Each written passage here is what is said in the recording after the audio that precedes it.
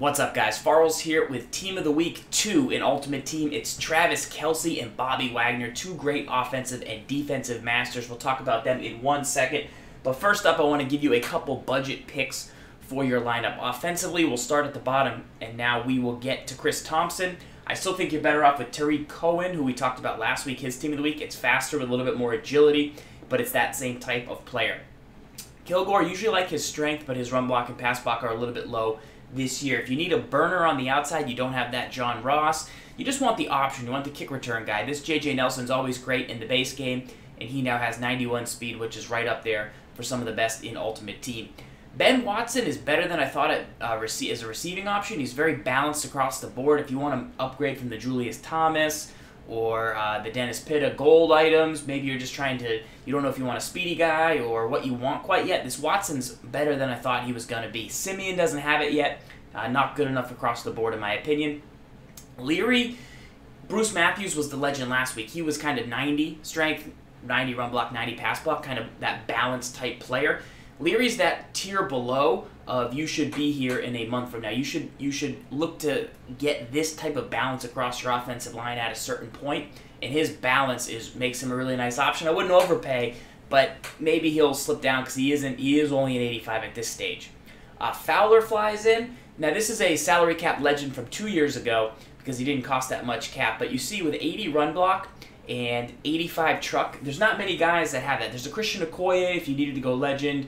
There's a James Devlin, who's the Patriots guy, but he doesn't have the same speed that Fowler has. Fowler's more of a weapon as far as like a Marcel Reese, a little bit more out of the backfield. Now, I think you could just still put a halfback in at fullback if you needed the 85 truck. You could get a Chris Ivory, LeGarrette Blount for cheap. But he does have the run block, which is nice, and you don't want to have to necessarily go up to the Broncos guy, who was 2 weeks ago, who's going to still be very, very expensive.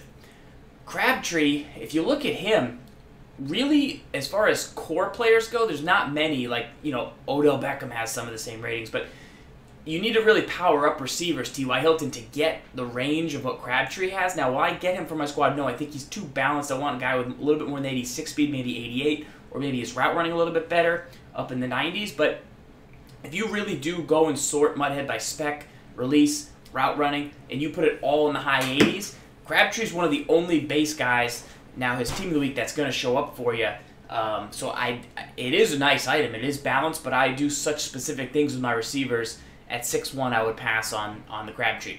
And then Travis Kelce.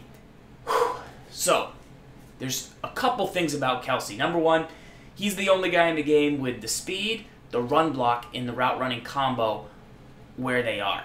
But if you lower your run block a little bit, you get Kellen Winslow, who's faster with better route running in the 90s. So if you want more of a receiver, Kelce could be the type Kellen Winslow's the guy you want to get to the table. And if you really want to go even more receiver heavy, then you can get Tony Gonzalez. Now those are two legends, so they're going to be expensive. Kelce actually beats the GRONK out. The GRONK, even his power-up version of GRONK, is only 78 speed. He's stronger in run block game, and I think he's got a little bit better catch in traffic and spec. But his route running for Kelce, this is the all-around best balanced bang for your buck tight end that you're really going to get probably for a while. So I think Kelce, if you want that tight end that does everything, and you're used to using an Eifert, who's this type of player but budget, Kelce could be the guy that brings to the table, unless you're really trying to air it out like last year where you had Dallas Clark, and you want to go to Winslow, or you want to go up to Tony Gonzalez. But those guys are a million coins, so we'll have to see where Kelce settles in at. Now, defensively, there's a couple guys I would call out. Nobody too at the bottom here brings too much to the table, but when we do get up to Campbell here, you got an 82 speed player with 82 agility who's 6'4", and he plays outside linebacker. Now, he's not a pass rusher. He can't really do too much on his own, but if you needed a cheap guy to use her, I think this Campbell could play pretty well for you. Jason McCourty is very athletic. His agility is a little bit low, but the speed and acceleration at this point in the season for 83? I mean, 89 speed for 80, that's good, man. It's good. His coverage isn't the best, but if you're really on a budget squad, you could go there. I would pass on McKinney, even though he's a solid run stuff player for the middle. Maybe if you can't stop Whams, you pick up a McKinney and see if he can lock down the middle of the defense. Trufont's a player we've loved for a long time, and the reason is because his balance, so he's up to 88 speed, and similar to McCourty, his agility actually goes up, and his man coverage and zone coverage are balanced. This is a player that's going to project nicely if he can keep getting a couple more items, and the fact that his man and zone are balanced with the speed makes him, you know, really, really solid option depending on if you like to play both styles of defense. If you don't want to play both styles of defense, man and zone, then you don't go for him because you're paying extra for the balance that he brings to the table, and you could find a better guy that only can play zone or only can play man, but I like to play a little bit of both, so Trufant could be a good option. Chris Jones excites me more than I should get excited about a 89 right end with 70 speed, but 87 strength, 90 power move, 90 block shot. He's 90-90 pass rush run stuff. He's looking like a Jarrell Casey. He's looking like a J.J. Watt. I mean, there's not many guys in the game right now with 90 block shed, 90 power move, who all, you know, he's got 87 strength. He's 70 speed, but his 83 acceleration is pretty darn good. He's up to 88 play rec. This is a guy you would never have projected, I don't think. And now all of a sudden, I think he's got a few items, and he's really getting nice. So Chris Jones, I think I even had a guy like him on my budget thing, but he's now at the point where he's not. You can't sleep on this guy. And then Bobby Wagner, is he a great user, middle linebacker?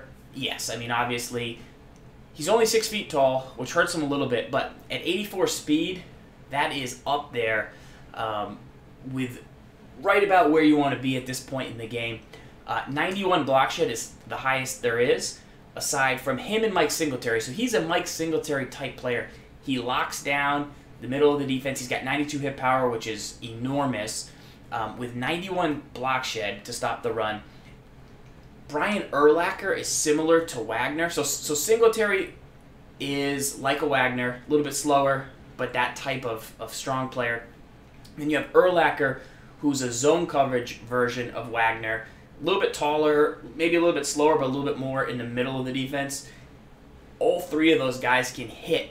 I like Wagner because I think his speed lets you do a little bit more, and he can also play a little bit of man coverage if you need him to.